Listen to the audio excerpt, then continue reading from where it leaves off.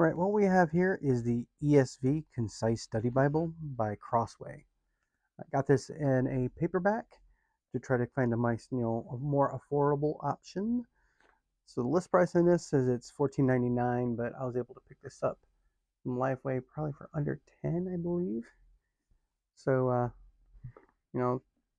problem is with some of these, you have to really pay attention to how you transport them and store them. One of the good benefits for the paperbacks is they'll set up on your shelf really nice. So let's get into this a little bit more. So standard ESV, a little bit of defect in that when it was produced. So there's your copyright page if you want to take a look.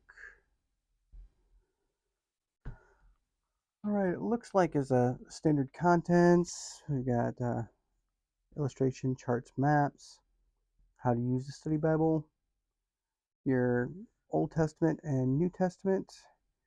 It looks like it has some extras on here for, daily life in Israel, the Old Testament times, calendar, introduction to the Pentateuch. Yeah. So it's going to be a little bit more concise. That's why they're calling it a concise study Bible. So it's going to have a lot of the notes, but they're not going to be as in-depth as the standard ESV study Bible. Nice background of the New Testament. So if you've ever used something similar to this, I think you'll get a lot of use out of this. And I've noticed right off the bat, the paper is kind of thin. You can kind of see some ghosting here pretty well in the beginning. So, if it was an everyday reader, that could be an issue, but I don't notice it as much when I'm actually just using it for notes. So let's do the illustrations, charts, and diagrams. List of their abbreviations for their referencing system. Maps. How to use the study Bible. God's message to us, which is a good thing to read. I like when they do that. Always recommend reading the preface, so you can at least read it one time, so that way you get an idea of how they actually chose what they chose in the translation. Old Testament, their daily life and times in Israel. Right off the bat, really nice maps and charts. So I actually like the ESV Study Bible. It has a lot of material in it for what you get out of this. This is really nice. It looks good. The ghosting kind of comes through, but you can still read the charts fairly well.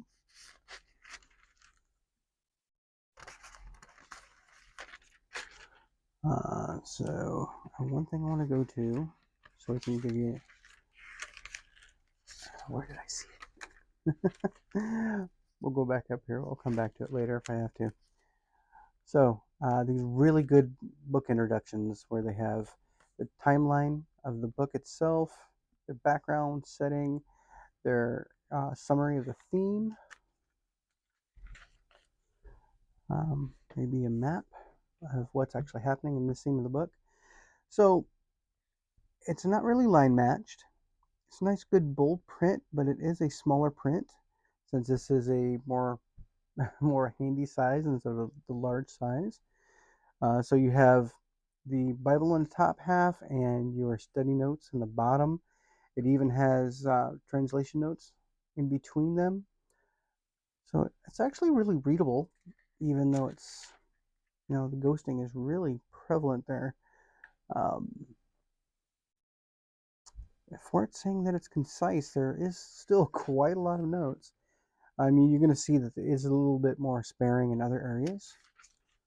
But I really like this, so really good. Let's jump ahead a little bit more to the next one. So we got Exodus, overview, their actual path that they think they went through in the Exodus. It's really nice. I'll jump through a little bit more here. So I am noticing that there is a lot more of the Bible itself than the study notes. And the notes are pretty concise. I mean, one or two sentences a piece instead of the almost paragraph on a lot of these. Even in my Life Application Study Bible, you can definitely tell that there's a lot more notes. But I do like their use of maps spread throughout it, the way their notes are, good clean text. All in all, this is a really good alternative to having a hardbound, larger study Bible. For someone that is maybe on the go and taking it with you, it's going to be a lighter option, definitely. Let's jump up here into the main poetics. So in Psalms, you can definitely tell that ghosting can make it hard to read. It could be the light that I'm in, but yeah, that ghosting is there. But you can still see everything. That's kind of the point. Let's head a little bit further. In Proverbs. Yeah, there's like, I don't know how well you can see that here, but that ghosting is pretty tough to read through there, especially when it's down at that far end of where I can actually read. But it lays flat pretty well. I mean, in the middle of the book. I mean, since it's a hardback, it's not going to lay as flat at the beginning, which is to be expected.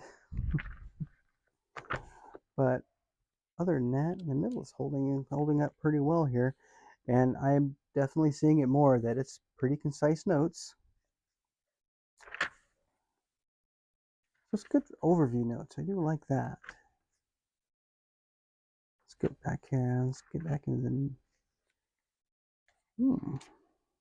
So the events between the Old and New Testaments. Yeah, background of the New Testament. New Testament itself. Article in daily life in first century Palestine. Life of Jesus. New Testament timeline. That's kind of nice. Introduction to the Gospel. So there's still quite a bit of information in here. Introduction to Matthew.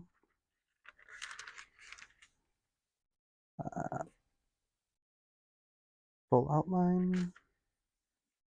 Very nice, very useful. Gospel according to Matthew. So this is not a red letter, it's a black letter edition, which in study Bibles, I don't see it being as much of an issue. Clean notes.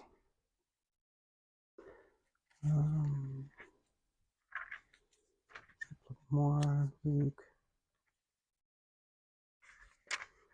I expect there'd be a lot in like John 1. So let's see here.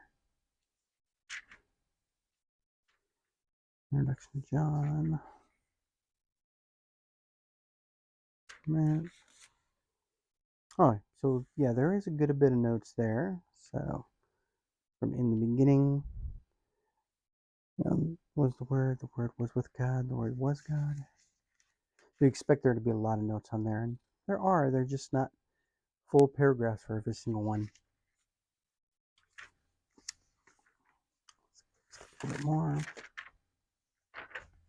I'm doing more of a quick little overview instead of a full rundown. Titus, Hebrews, James, Introduction to Peter. Yeah, I like these timelines. This works out pretty nice. I mean, for being a concise study Bible, they are not kidding. So let's see where Revelation ends. So it looks like Revelation ends on 1441. So there's still quite a bit of information in here, even though it's more concise.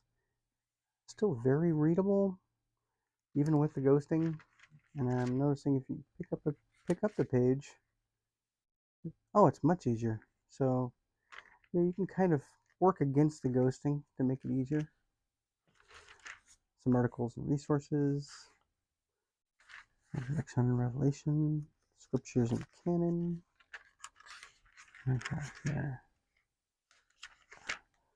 Sin and salvation. God's plan for Christian growth and service. Old Testament passages that are quoted in the New Testament. I do like when they do that, when they harmonize both the Old and New Testament. There were some really good points on that in my other study Bible, which is nice. Good glossary.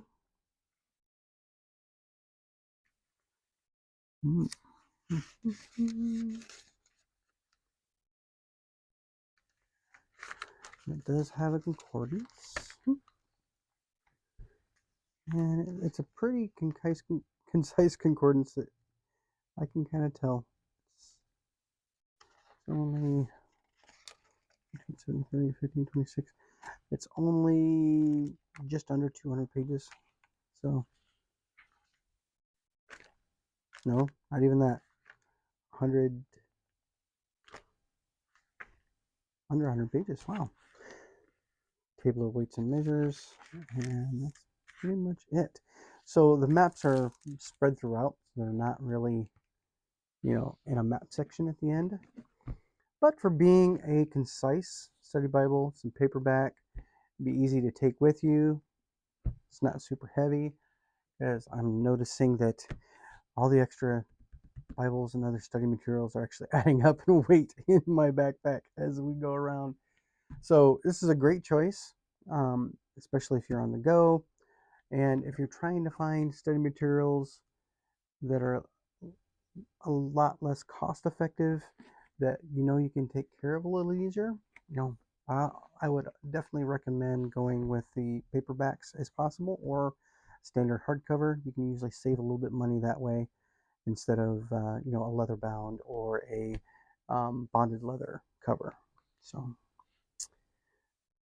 and I think I should be able to find a couple more of these study Bibles. I think I've got at least one or two more paperback study Bibles I'm going to go over in future videos. So thank you for watching, and I hope to bring more of these to you in the future.